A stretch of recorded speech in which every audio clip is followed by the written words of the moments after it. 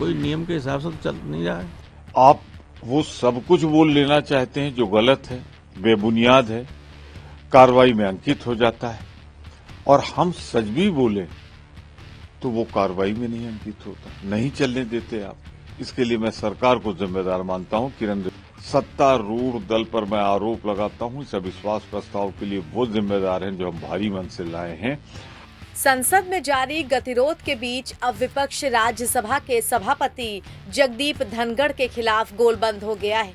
विपक्षी India block Jagdeep Dhankhar को पद से हटाने के लिए अविश्वास प्रस्ताव लेकर आया है। विपक्षी गठबंधन ने राज्यसभा के सेक्रेटरी जनरल को इस आशय का अविश्वास प्रस्ताव भी सौंप दिया है। जगदीप धनखड़ के खिलाफ अविश्वास प्रस्ताव पर 60 सदस्यों के हस्ताक्षर हैं। मिली जानकारी के मुताबिक विपक्षी पार्टियों ने संविधान के आर्टिकल 67B के तहत उपराष्ट्रपति को पद से हटाने की मांग को लेकर राज्यसभा में प्रस्ताव पेश किया। ये प्रस्ताव उपराष्ट्रपति को हटाने की मांग को लेकर लिया गया है, जो राज्यसभा के पदेन सभापति भी हैं। इस प्रस्ताव पर सोनिया गांधी और किसी भी दल के फ्लोर लीडर्स के हस्ताक्षर फिलहाल नहीं हैं। नहीं, उसको स्वीकार ही नहीं करेंगे ये लोग। कोई नियम के हिसाब से तो चल नहीं रहा है जी। ये स्वीकार ही नहीं करेंगे क्योंकि पार्लियामेंट्री अफेयर मिनिस्टर ने कहा है कि वो स्वीकार नहीं होगा, रिजेक्ट होगा जी। तो क्या होगा, होना होता है वो स्वीकार सचिवालय सब जांच करने के बाद नियमानुसार है कि नहीं, उस पर चर्चा होती है। लेकिन इसको तो चर्चा के लिए स्वीकार ही नहीं किया जाएगा। It is a foregone conclusion.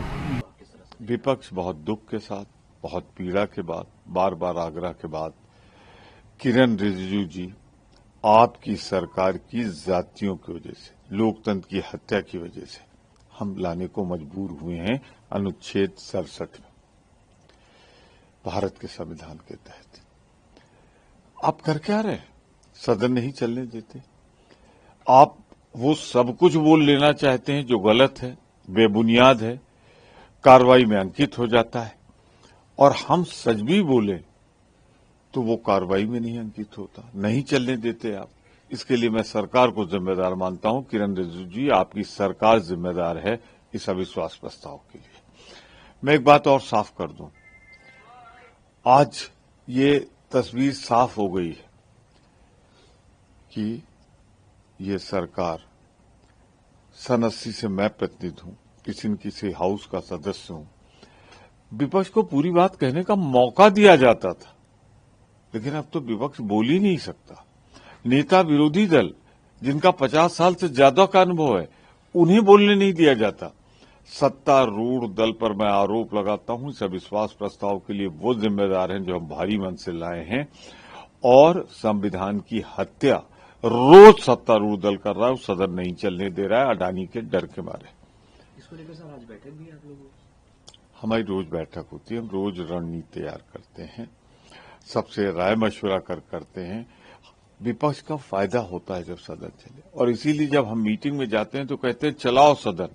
और अब तो सारे देश ने देख लिया, दुनिया ने देख लिया कि विपक्ष बैठा रहता है और सत्तारूढ़ दल शोर मचा के सदन स्थगित करा देती।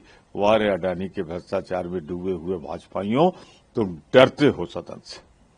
कांग्रेस की ओर से जयराम रमेश और प्रमोद तिवारी के साथ ही तृणमूल कांग्रेस के नदीम उल हक और सागरिका घोष ने ये प्रस्ताव राज्यसभा के सेक्रेटरी जनरल को सौंपा। विपक्षी पार्टियों ने अविश्वास प्रस्ताव में आरोप लगाया है कि उनको बोलने नहीं दिया जाता है। चेयरमैन पक्षपात करते हैं। विपक्षी पार्टियों ने एक दिन पहले का उदाहरण देते हुए कहा कि ट्रेजरी बेंच के सदस्यों को बोलने का मौका नहीं मिला, लेकिन जब विपक्ष के नेता मल्लिकार्जुन खड़गे बोल रहे थे तो भी उन्हें रोका गया। जयराम रमेश ने इसे लेकर सोशल मीडिया प्लेटफॉर्म पर एक पोस्ट कर राज्यसभा के सभापति पर पक्षपातपूर्ण तरीके से उच्च सदन की कार्रवाई को संचालित करने का आरोप लगाया। उन्होंने कहा कि इंडिया ब्लॉक के घटक दलों के पास सभापति के खिलाफ औपचारिक रूप से अविश्वास प्रस्ताव लाने के अलावा कोई विकल्प नहीं था। बता दें कि उपराष्ट्रपति को पद से हटाने के लिए संविधान के आर्टिकल 67B के तहत कम से कम 50 सदस्यों के हस्ताक्षर से राज्यसभा में अविश्वास प्रस्ताव लाया जा सकता है। नियमों के मुताबिक संबंधित प्रस्ताव 14 दिन पहले राज्यसभा के सेक्रेटरी जनरल को सौंपा जाना चाहिए। राज्यसभा में उपस्थित सदस्यों के बहुमत से प्रस्ताव अगर पारित हो जाता है तो इसे लोकसभा में भेजा जाता है। उपराष्ट्रपति को पद से हटाने के लिए राज्यसभा से प्रस्ताव पारित होने के बाद इस पर लोकसभा की सहमति भी जरूरी है। एनबीटी ऑनलाइन की रिपोर्ट।